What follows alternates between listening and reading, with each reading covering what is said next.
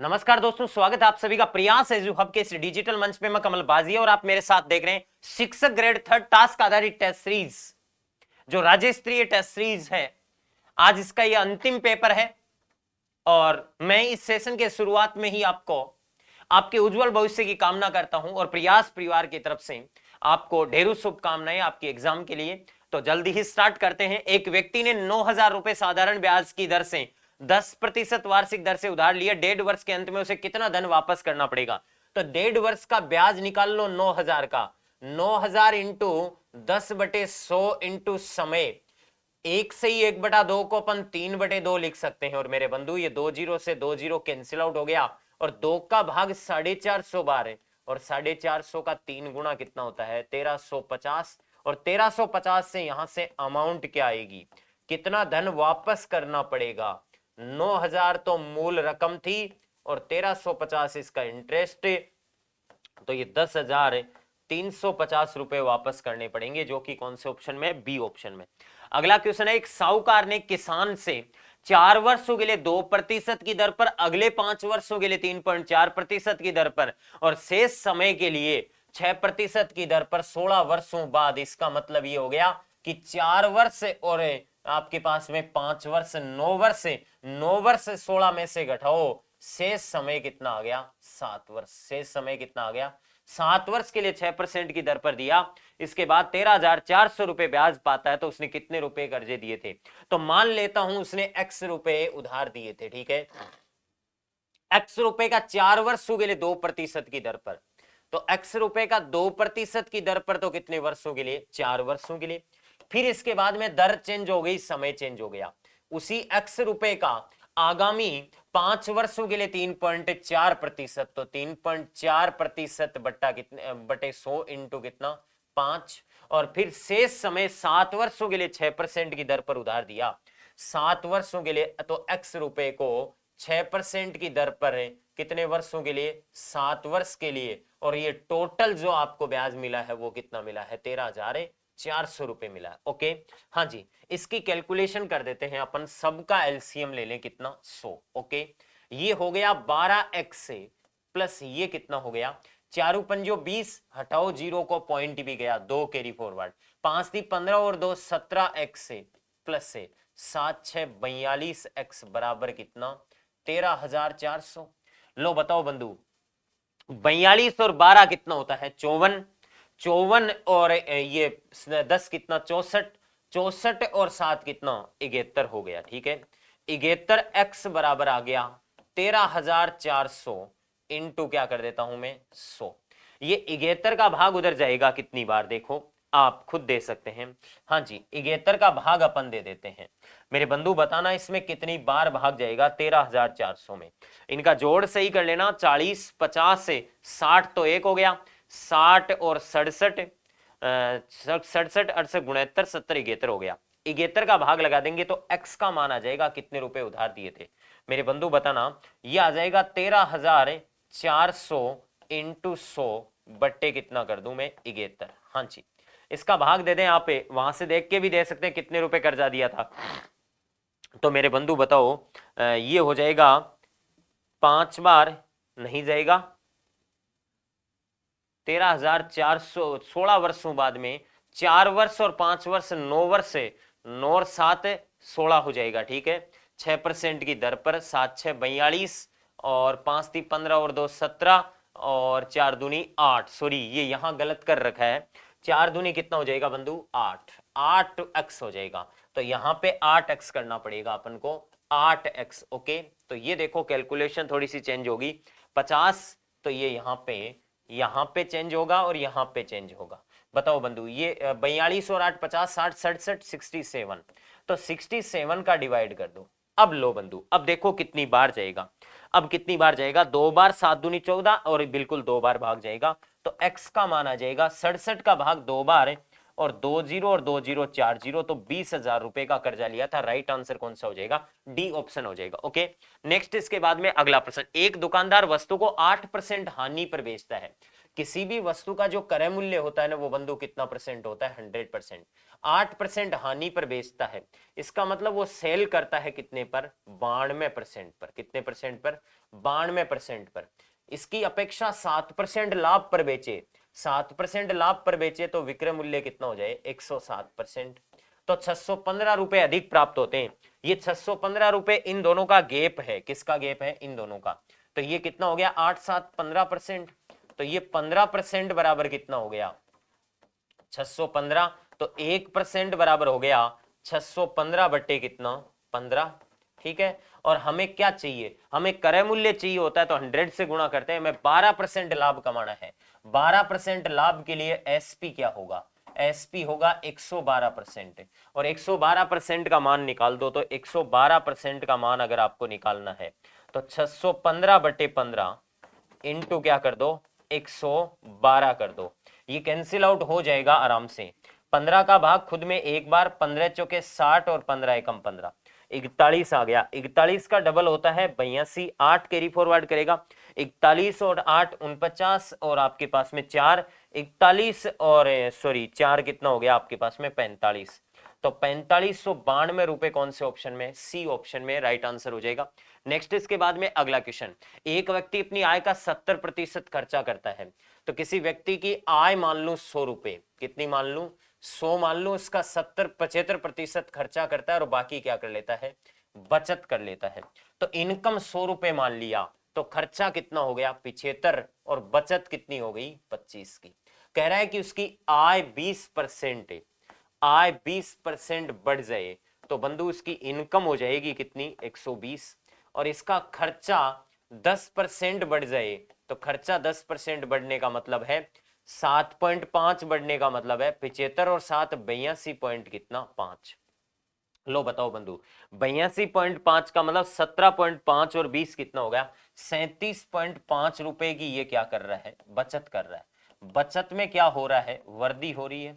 कितने की? 12.5 की वृद्धि हो रही है। कितने पर?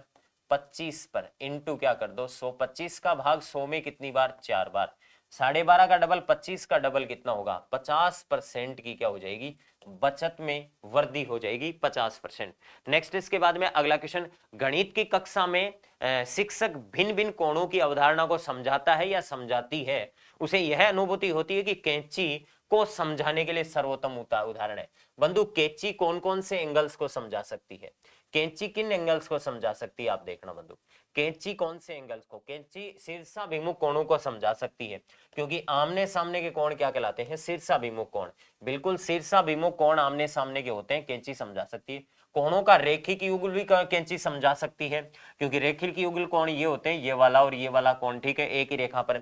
संगत कोणों को नहीं समझा सकती, क्योंकि संगत कोणों की लोकेशन होती है दो समांतर रेखाओं को तिर्यक रेखा काटती है, तो एक ये वाला कोण और एक ये वाला कोण, ये कैंची में कहां से बनेगा? नहीं बनेगा। एकांतर कोणों को भी नहीं समझा सकते। एकांतर कोणों को इसलिए नहीं समझा सकते क्योंकि एकांतर कोण आप खुद देख लीजिएगा, यहाँ पे ये वाला कोण है और ये वाला कोण एकांतर कोण होगा। इसका मतलब एकांतर कोणों को और संगत कोणों को कैंची नहीं समझा सकती। तो फर्स्ट एंड सेकंड ऑप्शन ही क्या हो जाएगा? इसका राइट हो जाएगा। पहला और दूसरा ही इसका क्या हो जाएगा? सर्वोत्तम उदाहरण हो जाएंगे। ओके दोस्तों, एक बार पुनः best of luck. Thank you. Dear student, सभी को नमस्कार। प्रयास के ऑनलाइन एजुकेशन पर आपका प्लेटफॉर्म पर आप सभी का स्वागत है। देखो, हम टास्क आधारित टेस्ट सीरीज कर रहे हैं, हमारा फाइनल टेस्ट है। और जो लेवल 1 में हम पढ़ रहे हैं उसमें जो फिजिक्स के क्वेश्चन रहते हैं, 1-2 क्वेश्चन आते हैं, 2 क्वेश्चन रहते हैं, छोटे सिंपल क्वेश्चन है। देखो, पहला क्वेश्चन आया था, गति के निम्न उदाहरणों में से किस में तय की गई दूरी और विस्थापन का परिणाम आपके समान रहता है? भाई, परिणाम दूरी और विस्थापन का।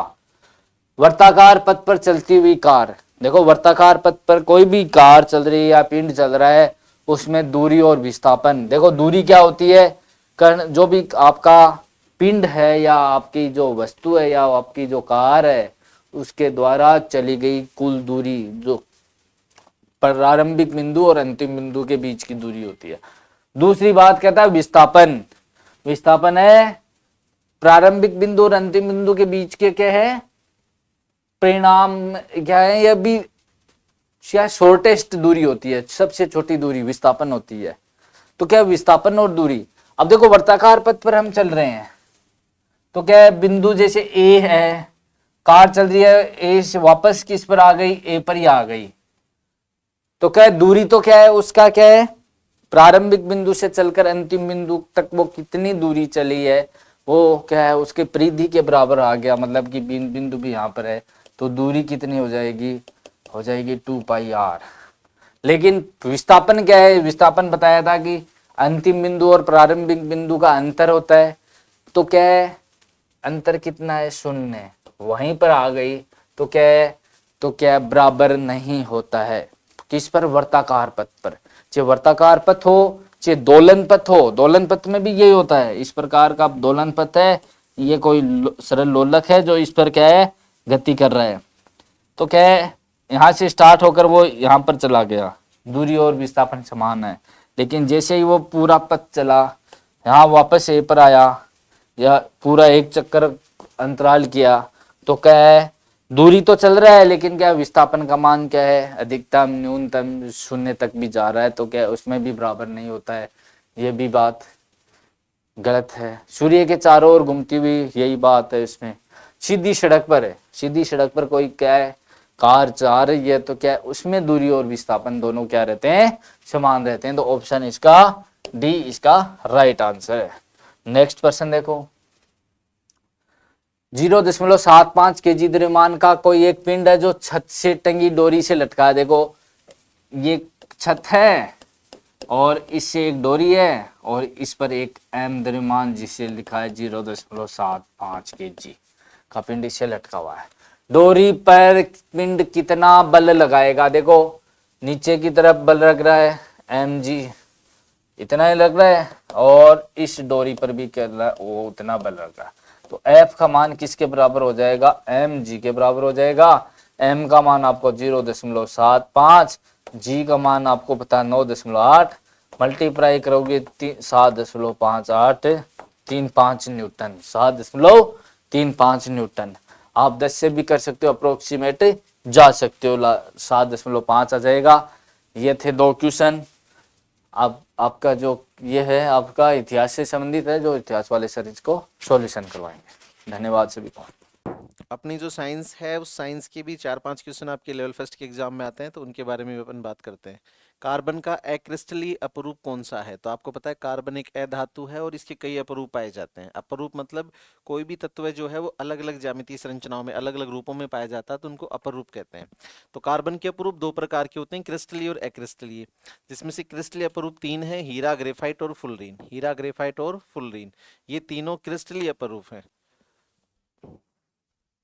दूसरा है निम्नलिखित प्रयोगों को ध्यानपूर्वक पढ़िए और ये बताना कि कितने जो प्रयोग हैं वो भौतिक परिवर्तन है और कितने रासायनिक परिवर्तन है। तो अपन एक एक को पढ़ते हैं। दहन, किसी भी पदार्थ का जलना रासायनिक परिवर्तन होता है। वर्मी कंपोस्ट का खाद में बदलना, तो ये भी आपको पता है रासायनिक परिवर्तन होता है। कटे हुए सेव का भूरा होना, तो आपको पता है सेव में आयरन होता है जो हवा में क्रिया करके ऑक्साइड बना लेता है, तो ये भी एक रासायनिक परिवर्तन है। प्रकाश का प्रिज्म से गुजरना, इसमें किसी प्रकार के पदार्थ का परिवर्तन नहीं हो रहा, केवल ऊर्जा बदल रही है, और ऊर्जा जो है वो भौतिक परिवर्तन में आती है। नमक एवं शर्करा का जल में घुलना, तो आपको पता है मिश्रण का बनना भौतिक परिवर्तन होता है।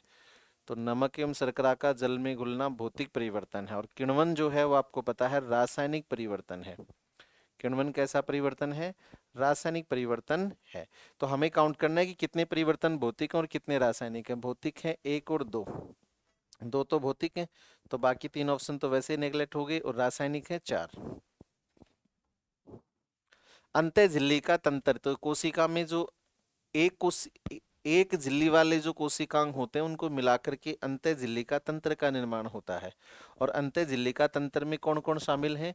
तो अंतःप्रद्रवी जालिका शामिल है, गोल्जिकाएं शामिल है, माइटोकॉन्ड्रिया हरितलवक शामिल नहीं है।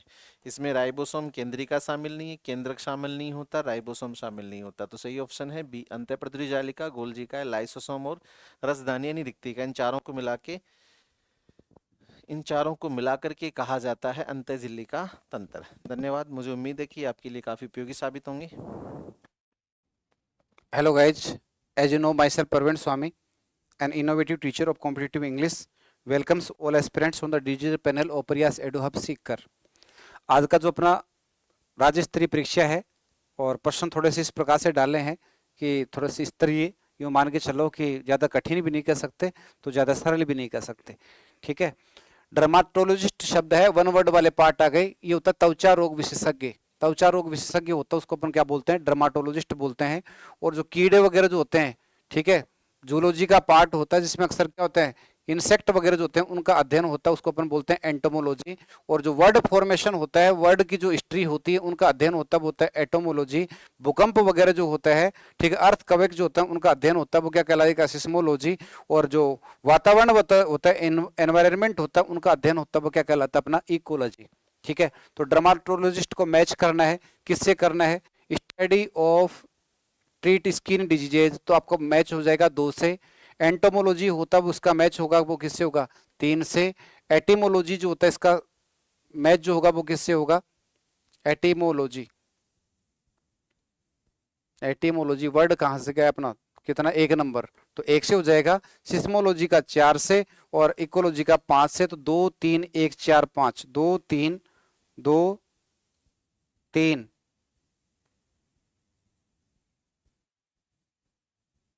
एंटोमोलॉजी, एंटोमोलॉजी होता है, ठीक है, 3, बिल्कुल सही है, 2 3, ठीक है, 1 4 5, ठीक है, नीचे दे रखा है ये दिखाई नहीं दे रहा, तो सही उत्तर हो जाएगा वो कौन सा हो जाएगा, आपका डी हो जाएगा, ये आपका राइट आंसर माना जाएगा।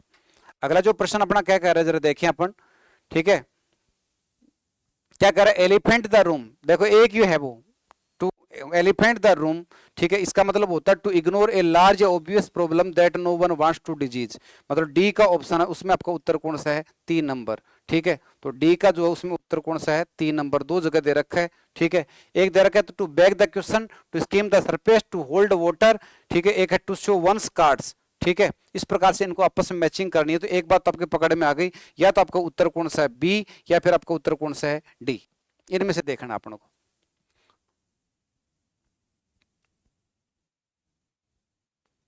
बताओ दिखा, what is your correct answer, दिमाग लगाओ।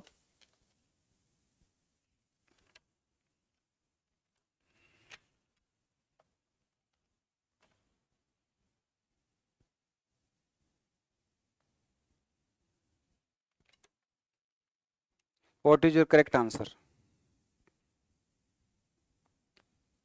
टू बैक द क्वेश्चन का मतलब होता है to make an assumption that should be the very thing being proved, इसका मैच होगा वो किससे होगा, 2 से, ठीक है। तो यहाँ पे 2 मान लें अपन, ठीक है। दूसरा क्या कह रहा है अपना, नेक्स्ट जो पॉइंट अपन इसमें अपन जाने, ठीक है, तो क्या कह रहा है, to skim the surface, to skim the surface, it means skim the surface का मीनिंग जो होता है वो क्या होता है, what is the correct meaning of skim the surface, तो वो होता है किसी भी चीज को to treat a topic superficial और विदाउट डेप्थ, ठीक है। तो इसका मिलान जो होगा वो किससे होगा, 1 से। तो पीछे मैंने आपको 3 आपको बताया था, 2 1 4 3 5 ये क्रम हो जाएगा, ये आपका राइट आंसर माना जाएगा। आगे पैसिव वॉइस का प्रश्न पूछा जा रहा है, तो वंश जो शब्द है वो हमारे पास क्या होता है, अनइम्पोर्टेंट या वेग सब्जेक्ट होता है, जिसे पैसिव वॉइस में ऑब्जेक्ट के स्थान पर रखने की आवश्यकता नहीं होती। तो वन यहाँ पे सब्जेक्ट क्या है, अनइम्पोर्टेंट है, तो इसका पॉजेसिव केस क्या बन गया, वंश, ये भी अनइम्पोर्टेंट है, तो बाई वन नहीं लिख सकते, तो आप यहाँ पे वंश भी नहीं लिख सकते, तो यहाँ पे ऑब्जेक्ट क्या बचा हमारे पास, प्रोमिजिज बच गया, ठीक है। मस्ट मॉडल है तो क्या बोलोगे, प्रोमिजिज मस्ट बी केप्ट, ठीक है, मस्ट बी केप्ट। सटीक जो उत्तर होगा वो कौन सा बन जाएगा, सी बनेगा।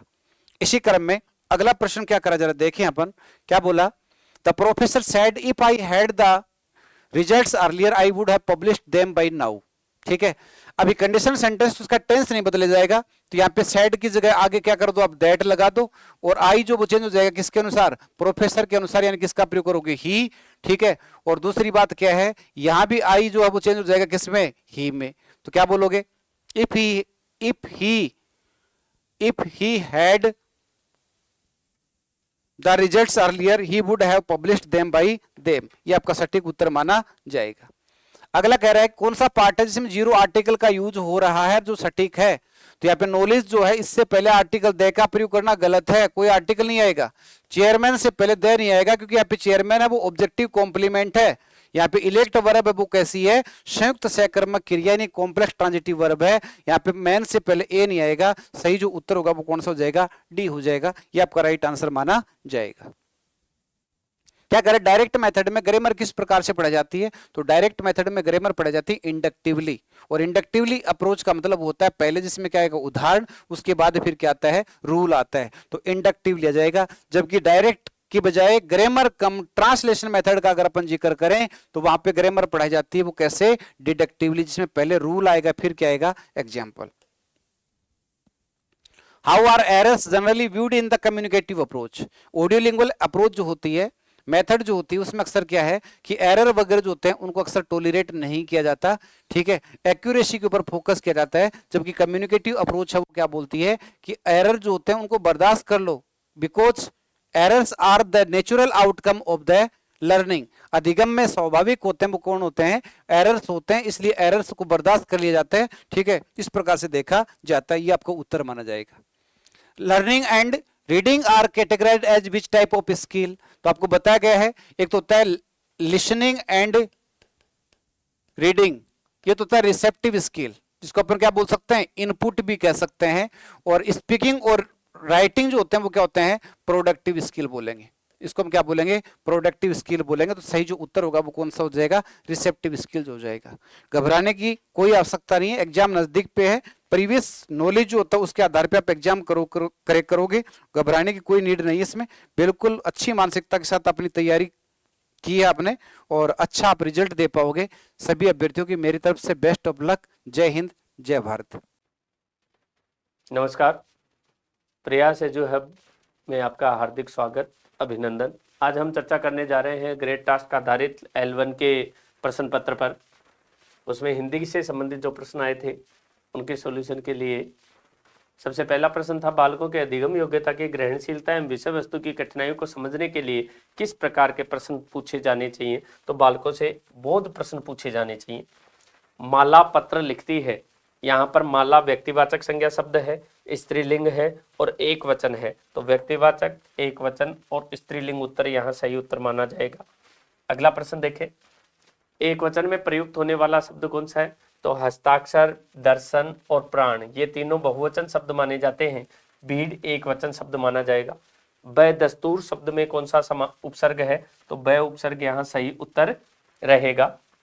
अगला प्रश्न देखें, बचपन में प्रयुक्त प्रत्यय के भेद हैं, तो बचपन शब्द देखो बच्चा जोड़ पन के योग से बना है, बच्चा जोड़ पन।